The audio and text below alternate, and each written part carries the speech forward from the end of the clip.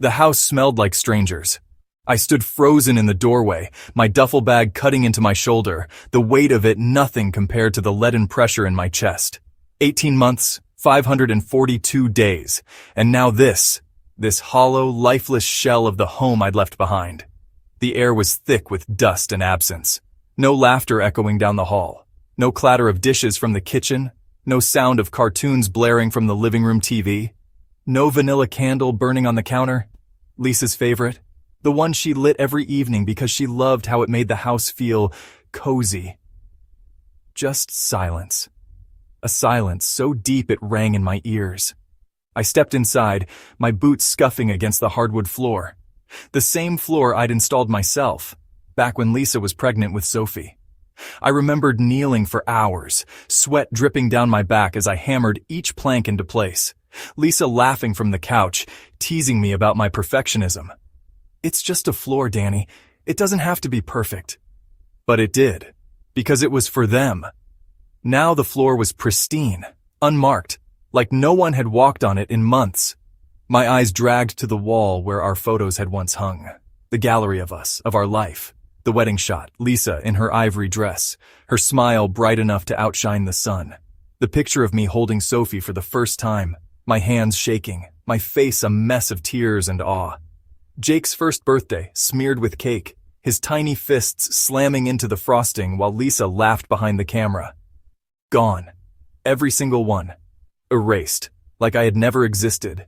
A cold numbness spread through me, the kind that came before the pain, before the rage. I forced myself to move, walking deeper into the house, my pulse hammering in my throat. The kitchen was spotless. No half-empty coffee cups, no cereal bowls left on the counter, no crayon drawings pinned to the fridge. And then I saw it. A single sheet of paper on the granite countertop, stark white against the cold stone. Petition for divorce, full custody requested. My breath hitched.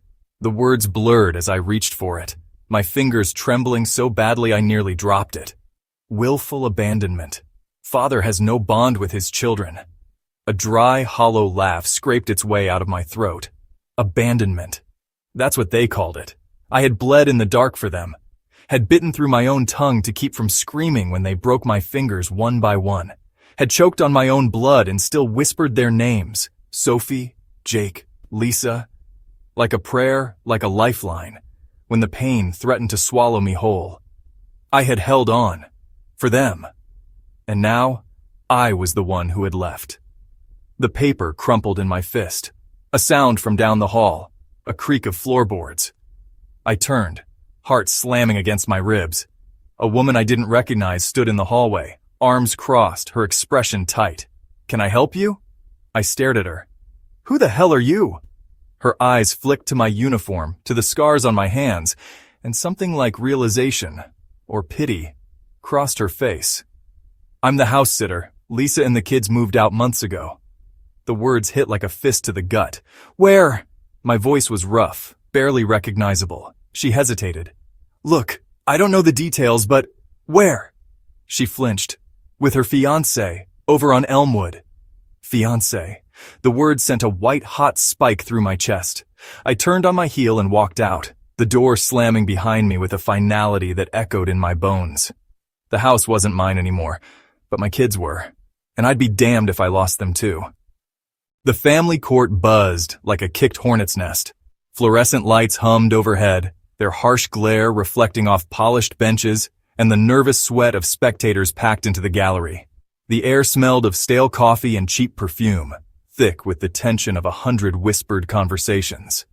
I sat ramrod straight in my dress blues, the stiff collar chafing against the ropey scar that wrapped around my neck like a noose. The fabric itched where it pressed against healing wounds.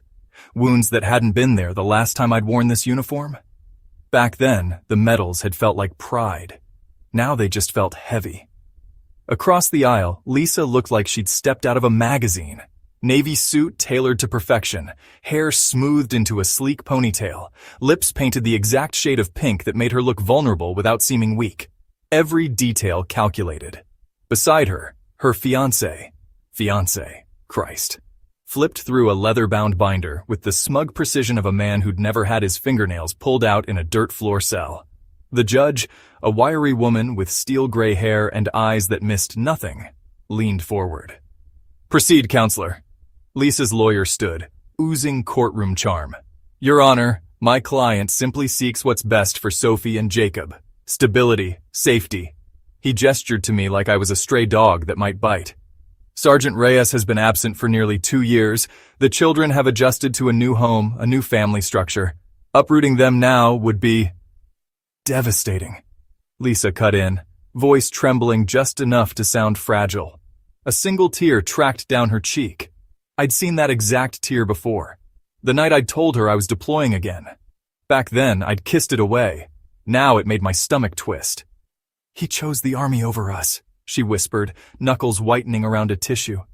"Even after he came back, he was never really here." The gallery murmured. I clenched my fists under the table, the scars along my palms pulling tight. She knew. She'd held the folded flag at my memorial service. She'd cashed the back pay the moment the army confirmed I was alive, and now she stood there painting me as some deadbeat who'd walked out for a pack of cigarettes and never looked back. The judge's gaze landed on me. "Sergeant Reyes, do you wish to respond?" Silence. Not because I couldn't speak, but because if I opened my mouth, I didn't know what would come out. A scream, a sob, or the kind of truth that would scorch this courtroom to ashes. Lisa's lawyer smirked. "Your Honor, I believe his silence says everything." A muscle in my jaw jumped. Slowly, deliberately, I reached into my jacket and slid a sealed envelope across the table. The judge arched a brow. "What's this?" "The truth," I rasped, the first words I'd spoken in court. My voice sounded like gravel, roughened by months of disuse and worse. She broke the seal, and her face went pale. The document was stark, just 2 lines declassified for this hearing. December 3rd, 2021. MIA status updated to POW. Confirmed captivity by hostile forces. May 17th, 2023. Rescued during Operation Silent Shadow. No further details releasable. The gavel cracked like a rifle shot. "No one leaves this courtroom. Bailiff, lock the doors." Lisa's fiancé shot up, face flushing. "This is a stunt. Those could be forged." The doors burst open. 3 federal agents in windbreakers strode in, their badges glinting under the lights. The lead agent, a granite-faced man with a military haircut, zeroed in on Lisa. "Lisa Marie Reyes?" His voice was ice. "You're under investigation for fraud against the United States Department of Defense. Knowingly falsifying information regarding a POW status voids all survivor benefits." The handcuffs clicked around her wrists. Lisa's mask shattered. "No!" She whirled on her lawyer, voice spiraling into hysteria. "You promised they wouldn't find out. You said—" The gallery erupted. Reporters scrambled for their phones. The judge's gavel thundered, but no one listened. And then I stood. The room quieted. "I didn't come for revenge," I said, each word scraped raw. "I came for my kids." From my pocket, I pulled a crumpled sheet of notebook paper. Mailed to me at the VA hospital 6 months ago in an envelope addressed in a child's shaky print. I smoothed it on the table. A crayon drawing. A stick figure soldier with a rifle, a smile, and a lopsided heart. Beneath it, in Jake's messy scrawl, "Daddy, come home." I looked at the judge, then at Lisa, her face streaked with tears that were finally real. "They remember me just fine." The house smelled like lemon cleaner and something faintly floral, a scent that didn't belong to Lisa. The social worker had dropped us off an hour ago, her smile tight with professional sympathy as she handed me the duffel bags containing my children's entire lives. "They've been through a lot, Sergeant Reyes. Go slow." As if I didn't know. The living room was too bright, the overhead light harsh against the faded outlines on the walls where our family photos used to hang. Sophie sat curled at the end of the couch, her knees drawn up to her chin, her pink sneakers. Since when did she like pink? Pressed into the cushion. At 8 years old, she was all long limbs and wary eyes, watching me like I might dissolve into smoke if she blinked. Jake, 6 and smaller than he should be, clung to her arm like a lifeline. His Spider-Man t-shirt was wrinkled, his dark hair mussed from where he'd been nervously twisting it. His eyes, wide and liquid, flicked between my face and the medals on my uniform, as if he couldn't decide whether to run to me or away. I crouched in front of them, My dress blues pulling tight across my shoulders, the starch and the fabric suddenly suffocating. The silence was a living thing, thick and choking. "Hey," I whispered, my voice cracking like dry kindling. Sophie's lower lip trembled. A single tear slipped free, carving a path down her freckled cheek. "They said you were dead."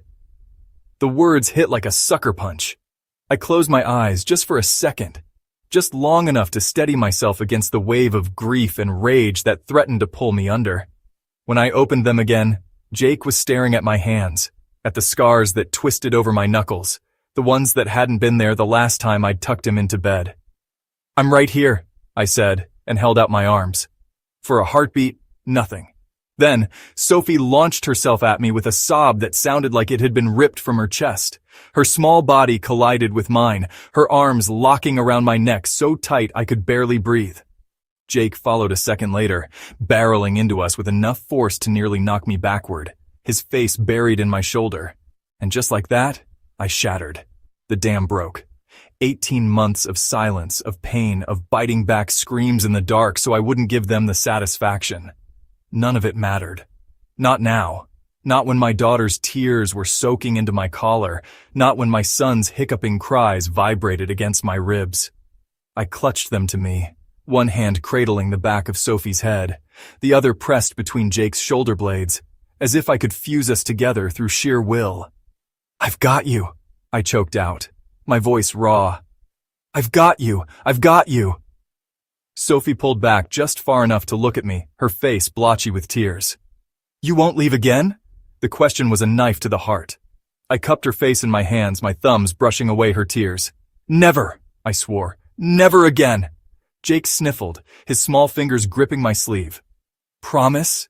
I pressed a kiss to his forehead, then Sophie's, my own tears slipping free. "On my life." And then, for the first time since I'd stepped foot back in this country, I breathed, "They were here, they were mine, and no one would take them from me again."